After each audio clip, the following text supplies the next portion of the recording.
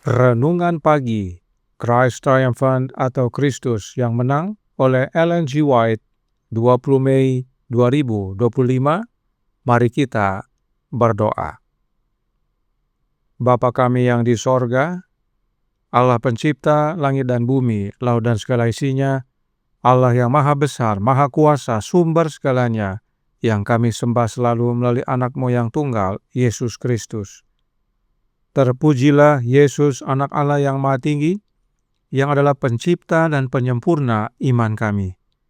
Pada pagi hari ini kami bersyukur boleh bangun dan berbakti, dan sebagaimana membaca dan mendengarkan nasihat firman-Mu, kiranya ini menjadi pembaharuan bagi kami semua, agar tinggal dalam Yesus dan Yesus dalam kami. Beserta kami sepanjang perbaktian ini, kehendak-Mu yang jadi.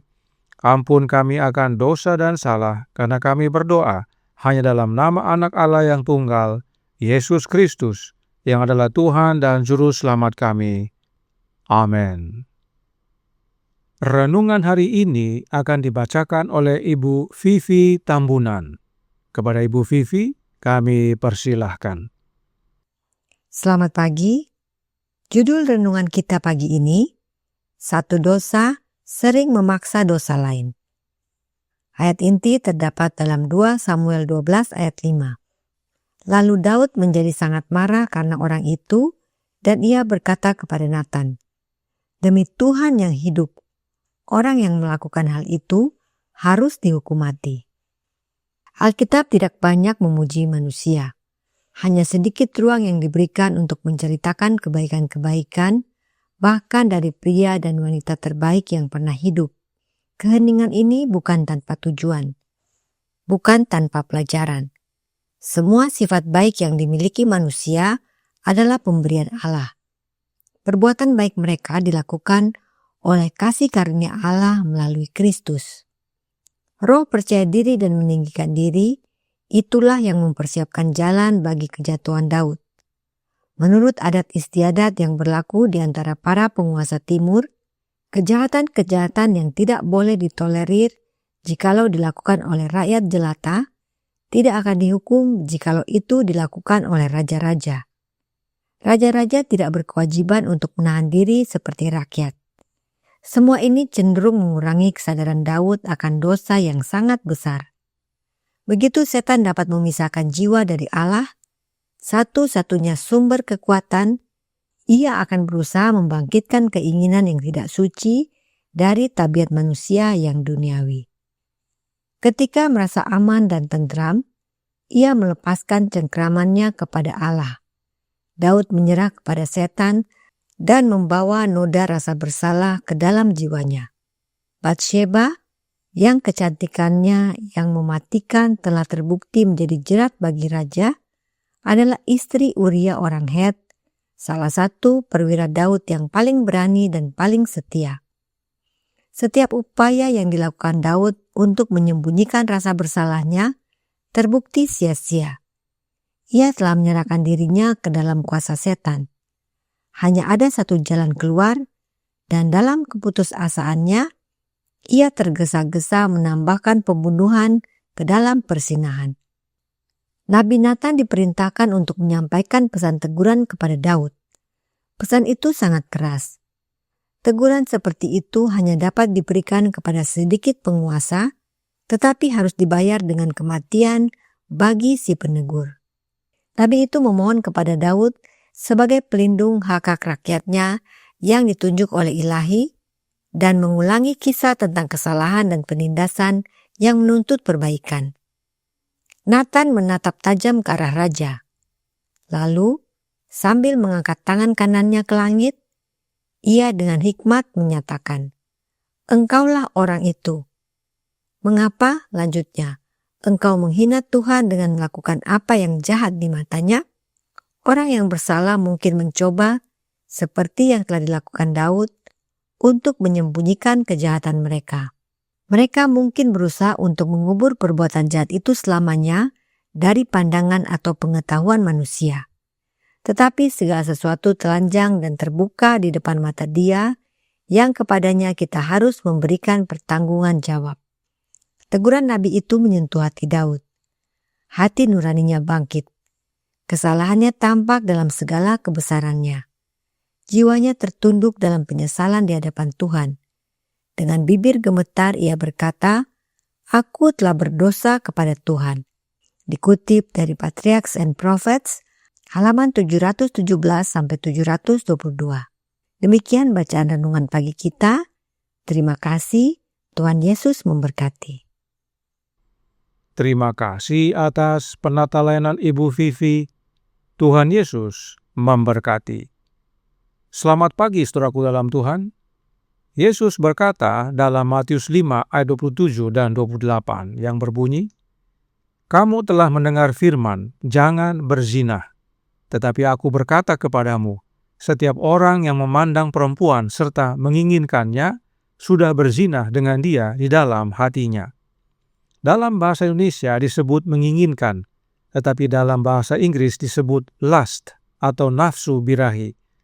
Nah, nafsu birahi ini bukan tindakan, tetapi gerakan dalam hati dan pikiran, dan bila dilayani akan membuahkan tindakan, apakah melalui kata-kata atau perbuatan.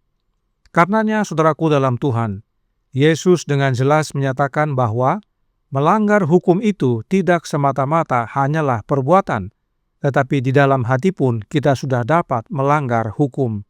Dan melanggar hukum adalah dosa. Nah, pertanyaan yang perlu ditanyakan adalah, mengapa ada orang yang berzina seperti Daud dan mengapa ada orang yang tidak berzina seperti Yusuf? Meskipun situasi dan kondisinya berbeda, namun kesempatan tersedia untuk berbuat zina. Jawabnya adalah, ada yang mementingkan diri, yaitu Daud, dan ada yang tidak mementingkan diri, yaitu Yusuf. Yusuf saat digoda oleh istri Potifar mempunyai dua pilihan, apakah mengizinkan roh birahi berkuasa atau tidak. Bila Yusuf melayani roh birahi, maka dia memikirkan dirinya sendiri, dan buahnya adalah perzinahan. Tetapi Yusuf tidak melayani gerakan hatinya. Itu sebabnya Yusuf berkata, "Bagaimanakah mungkin aku melakukan kejahatan yang besar ini dan berbuat dosa terhadap Allah?" Ini bukti bahwa Yusuf tidak memikirkan dirinya, tetapi memikirkan Allahnya. Bagi Yusuf, Allah yang terutama. Sementara Daud, saat memandang Batseba, gantinya pergi dan memalingkan pandangan, dia layani roh birahi dalam hatinya. Daud mementingkan dirinya dan lupa ada Allah yang melihat semuanya. Perlu dipahami, kita bukan membahas kasusnya, karena dua kasus ini mempunyai perbedaan. Namun fokus kita adalah kepada pikiran. Kita terlalu sering fokus kepada perbuatan, padahal apa yang kita buat berasal dari dalam pikiran dan hati kita. Perhatikan apa yang Roh Nubuat nyatakan tentang Yusuf dalam Patriarchs and Prophets halaman 217 paragraf 3. Di bawah pengawasan mata Allah dan para malaikat suci, banyak orang melakukan kebebasan yang tidak akan mereka lakukan di hadapan orang lain. Tetapi pikiran pertama Yusuf adalah kepada Allah. Bagaimanakah mungkin aku melakukan kejahatan yang besar ini dan berbuat dosa terhadap Allah? Katanya. Jadi, saat Yusuf menghadapi godaan berzina, yang terutama di dalam pikiran Yusuf adalah Allah, bukan dirinya. Yusuf tidak mementingkan diri, tetapi mengutamakan Allah. Bagaimana dengan Daud? Sebelum perang dengan bangsa Amon berakhir, Daud menyerahkan kepemimpinan atas bala tentara Israel kepada Yoab. Lalu Daud kembali ke Yerusalem. Di Yerusalem, Daud dikelilingi oleh hasil-hasil kemenangan dan kemuliaan pemerintahannya yang bijaksana dan mantap itu. Apa yang terjadi kemudian? Patriarchs and Prophets halaman 718 paragraf 1 berkata, "Saat itulah, saat ia merasa tenang dan lengah, si penggoda memanfaatkan kesempatan itu untuk menguasai pikirannya." Perhatikan, yang setan goda bukan perbuatan, tetapi pikiran. Dari soto istana, Daud yang sedang menikmati kejayaannya dirasuk oleh roh si penggoda, melihat perempuan sedang mandi dan gantinya mengutamakan Allah sebagaimana Yusuf dan berkata, "Bagaimanakah mungkin aku melakukan kejahatan yang besar ini dan berbuat dosa terhadap Allah?" Daud malah mengutamakan dirinya. Daud menyerah kepada setan dan akhirnya berbuat zina. Daud mementingkan diri. Mengapa hal ini perlu kita pahami? Karena manuskrip 153 tahun 1899 paragraf 28 berkata, ketika kita memilih jalan kita sendiri, kehendak kita sendiri, kesenangan kita sendiri, ketika kita mengikuti dorongan hati kita sendiri, kita tidak hidup sebagai putra dan putri Allah. Kita tidak sangat mengasihi Allah atau sesama kita seperti diri kita sendiri. Tidak ada mementingkan diri berasal dari Kristus. Mementingkan diri terletak pada fondasi dari semua dosa. Karenanya Roh Nubuat berkata dalam suratnya nomor 165 tahun 1901 paragraf 4. Semua dosa adalah mementingkan diri. Dosa pertama setan adalah mementingkan diri. Roh mementingkan diri inilah yang membuat satu dosa sering memaksa dosa yang lain. Sebab tujuan utamanya adalah untuk memperoleh apa yang diri sendiri inginkan. Saat Daud berzina, dia tidak ingat akan Allah lagi. Dia tidak peduli kalau Batseba itu istri orang. Yang penting, yang saya mau, saya dapat. Dan untuk mendapatkan yang bukan miliknya, Daud harus atur supaya Uria terbunuh. Satu dosa memaksa dosa yang lain. Sebab memang ajaran setan adalah bikin yang kamu mau. Do what thou will. Dan inilah yang terjadi kepada Daud. Namun kelebihan Daud adalah dia rela ditegur. Renungan hari ini berkata dalam Christ Triumphant halaman 147 paragraf 7. Teguran Nabi itu menyentuh hati Daud. Hati nuraninya bangkit. Kesalahannya tampak dalam segala kebesarannya. Jiwanya tertunduk dalam penyesalan di hadapan Tuhan.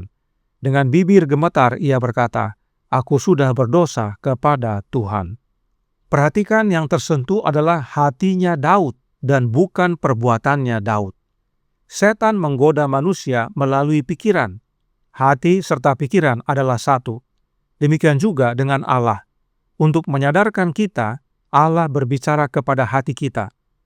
Jadi, apakah kita mau melanggar hukum atau tidak, semua berasal dari hati. Apakah kita mau ditegur atau tidak, semua berasal dari hati.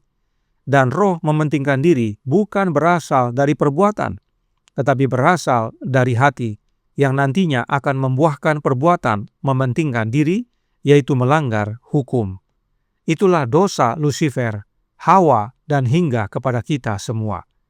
Kiranya melalui pengalaman Daud ini menjadi pertobatan bagi kita semua untuk menaruh pikiran dan perasaan hanya di dalam Yesus Kristus saja. Sehingga bukan diri kita yang terutama, tetapi Allah lah yang terutama dalam hidup kita oleh menerima anak-Nya. Tuhan memberkati, saya bawa dalam nama Yesus. Amin.